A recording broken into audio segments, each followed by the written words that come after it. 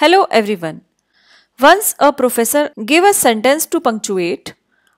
A woman without her man is nothing. He asked all the students to put necessary punctuation marks. The boys wrote the answer. A woman without her man is nothing. But do you want to know what did girls write? They wrote, a woman without her man is nothing. So did you see how a single punctuation mark changed the meaning completely? With another example, let's see, come let's eat man. If punctuation mark is put, it becomes let's eat man.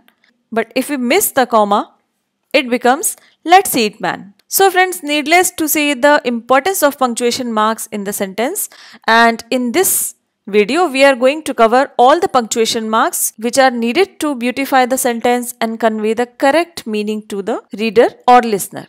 The punctuation marks in English grammar are full stop, comma, question mark, exclamation mark, quotation mark, apostrophe, colon, semicolon, hyphen and dash, and capital letter is also used to punctuate. So let us discuss about them one by one.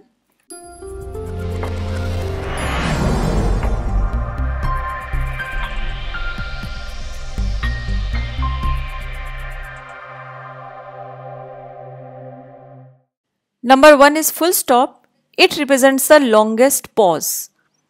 So when we are ending our statement, we put a full stop. It is put at the end of assertive or imperative sentence. So out of 5 kinds of sentences, in assertive and imperative sentences, we put a full stop. Like, I want to learn grammar. Please suggest me a good book.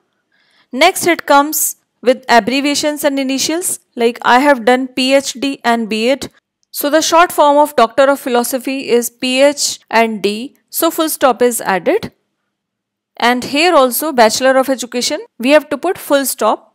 It is also put in website and Gmail address names or decimal fraction, like www.achieversenglish.com. It's a website name. It is also put while showing the decimal fraction, like 56.2. So these are the main 3 areas in which full stop is put.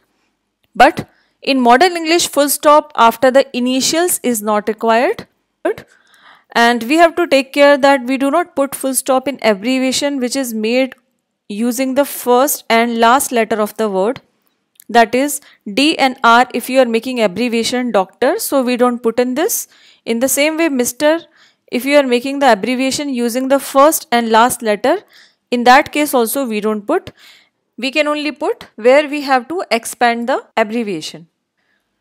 The next punctuation mark is comma. It is put between 2 or more words in the series, which is the most common use.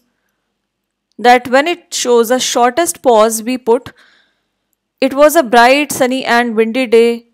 So to separate 1 or more words in the same series, we put a comma. To address someone, like Mahi, give me your book. Number 3, it comes to separate the city with the state, like I am originally from Ventnor, New Jersey. So to separate Ventnor and NJ, we have put a comma. It is also put to separate introductory phrase or expression, that is like after the show, John and I went out to dinner. After the show is a phrase which is separating the clause in the sentence. Or if we are showing the expression like yes, I will certainly come. So after the expression we have put a comma. To separate 2 clauses. So these are mainly the main clauses. He went to beach but he forgot his sunscreen. Before the conjunctions we have put a comma. In the same way, to prove my point, I produced a certificate. So here also comma is put to separate 2 clauses.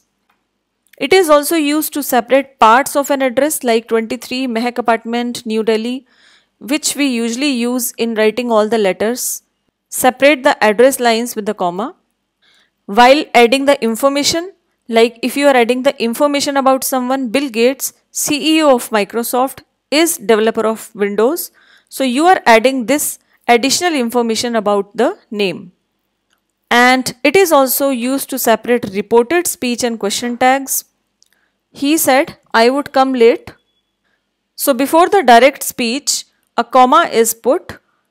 And in the same way, while using question tags, you were absent, comma, weren't you? So in these examples, we can see that comma is usually put at many places which are important to know. The next punctuation mark is question mark. And that's very easy to learn that question mark is only put after the question form. Like, where do you live? Is this your laptop? In the same way, exclamation mark is also put after the exclamatory sentences like, oh, what a lovely gift. Bravo, you have done well.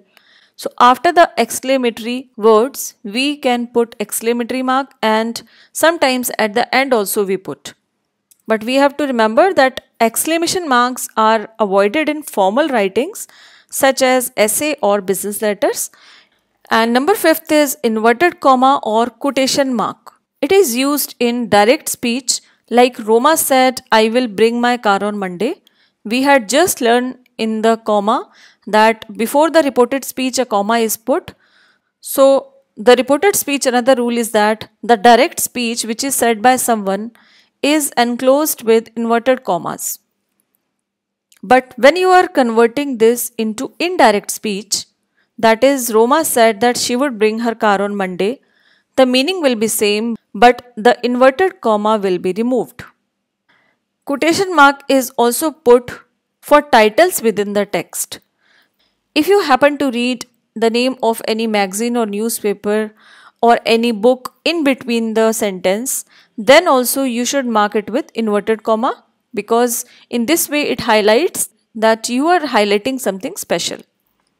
The next is semicolon, and I am showing you the colon together with it so that we can differentiate between the two, because usually we get confused between the two.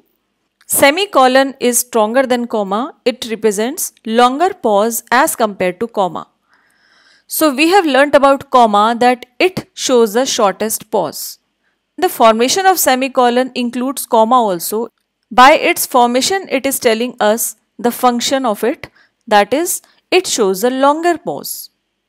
So it is put between two independent clauses like the weather was great, we went for a walk. So how have we separated two clauses? By adding a semicolon. Everybody talks of future, semicolon, no one thinks to save. Now in the same example, if I say everyone talks of present, past and future, and if we continue the sentence, then to separate the words we have to use comma. But because there were no words in the sentence, so we did not put any comma, and to put a longest pause we have put a semicolon. In the same way, it is also used before the conjunctive adverbs. Conjunctive adverbs look like a conjunction, but actually they are adverbs. I have talked about in detail in conjunctions video lecture. So before the conjunctive adverb a semicolon is put, and after the conjunctive adverb a comma is put. But colon doesn't represent any pause. Rather, it introduces a quotation or speech like mother said honesty is the best policy. So when any speech is made, we put a colon to introduce the speech. But in place of colon, we could also write comma and inverted comma, so both are correct. To introduce a list, colon is used like I packed the following, colon, a pack of biscuit, a can of juice, and you can continue with the things. And our next punctuation mark is apostrophe. It is used to show possession, which is the most common function of apostrophe. But I am showing you the three different examples how the apostrophe is used. The first example is the boy's shoes are polished. We are talking about one boy, single boy. So whose shoes? One boy's shoes. If you say the boy's water bottles are empty, here you are talking about more than one boy. So when you are adding s with the plural noun, there how have you put an apostrophe? After the plural noun. So first of all, understand the difference in two. If you are talking about one boy, then put an apostrophe and put s. If you are talking about more than one boys, then after the boys an apostrophe will be put. But the third one we need to understand carefully, that generally the plural forms are made by adding s with the word. But In case a plural form is not made by adding s, for example, child will be children, man will be men. So we are not making plural by adding s, rather we are altogether changing the word. In that case, we put apostrophe s, the same as we have done with the singular nouns. So remember that those plural nouns which are not ending with s, their apostrophe is added before s. Next, it is put in the omission of letters or short forms. So in place of writing did not, you can simply write didn't. And I'll surely come, it is the short form of I will. These are known as contractions, and contractions look very good in spoken English. Apostrophe also come at the end of names which are ending with s. If anybody's name is ending with s, then how do you put a apostrophe? Simply we have to add a apostrophe. Like Manas is ending with s, so if we have to show the position of Manas, then we can simply add apostrophe. Manas books are new, and that's enough. There is no need to put double s. Take a note that if you add s with such spellings, that is also acceptable, but it looks awkward. So it's enough if we are only adding apostrophe. It is also used to show time, distance and money, like 2 months time, a stone's throw. So in all these 4 conditions, apostrophe is added. And next comes hyphen and dash. Although they look same, but there is slight difference. Hyphen is smaller than the dash. Hyphen separates compound words like passerby, man of war, a multi-talented man, a right-thinking citizen, or it may also separate the compound words containing prepositions like up to date, daughter-in-law, or sometimes it can also separate the compound words which are containing prefixes like ex, self, re. Whereas if you talk about dash, dash is longer than a hyphen and there is usually a space before and after a dash. We put dash when we want to indicate a sudden change of thought, like if he were here, but why to lament the past? There is a sudden change. We set out for a peaceful holiday, or so we thought. So the sudden change of thought can be expressed through dash. Or sometimes we can use it to resume a scattered subject like friends, companion, relatives all deserted him. So understanding the little difference between hyphen and dash, we can easily use them to punctuate our sentences. And our next and last punctuation is capital letters.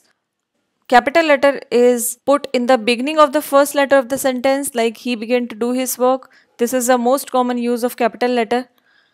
The first letter of indirect speech. So when you say he said, and when you are putting the indirect speech, there also the first letter is always capital. For proper nouns and adjectives, this we have learnt in nouns also, that whenever proper nouns and adjectives comes in, even if they are coming in the middle, they are always written in the capital letter. For the titles, if any title is coming in between, or even if we are beginning, all the letters of the title should begin with the capital letter. The officials' names like the Chief Minister address the nation, so Chief and Minister C and M will be capital here. In the same way, Home Minister, Prime Minister, every word should begin with capital letter. For abbreviations and acronyms like RBI, UK, USA, so while writing the abbreviations, their alphabets are to be written in capital letter. And the last is to indicate the deity. When you use the words Lord or God, because they are supreme, so their first letter should be capital. So here I am ending this chapter. To get the exercises, you can visit our website. Before I leave, I request you to like, share and subscribe. Thanks for watching. Stay connected.